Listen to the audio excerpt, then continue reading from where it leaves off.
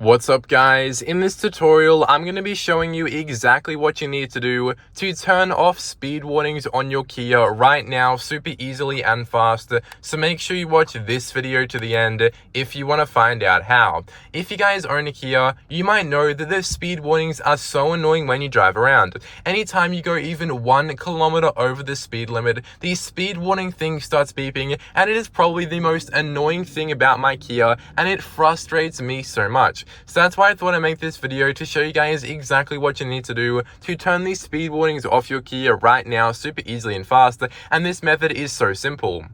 Of course, all you guys need to do is come to the Kia settings like I'm doing right now. So make your way to the Kia settings just like this. Once you're on this screen, what you want to do is press settings down here. So of course, go ahead and press settings just like that. Once you've pressed the settings, what you guys want to go ahead and do now is go ahead and just press the vehicle settings. So of course, guys, come to settings and then press the vehicle. So press settings and then press the vehicle settings just like this. Of course, once you've got to the vehicle settings, what you guys want to go ahead and do is press the speed limit button over here. So you should see all these different ones under the driver assistance, and just press the speed limit button there.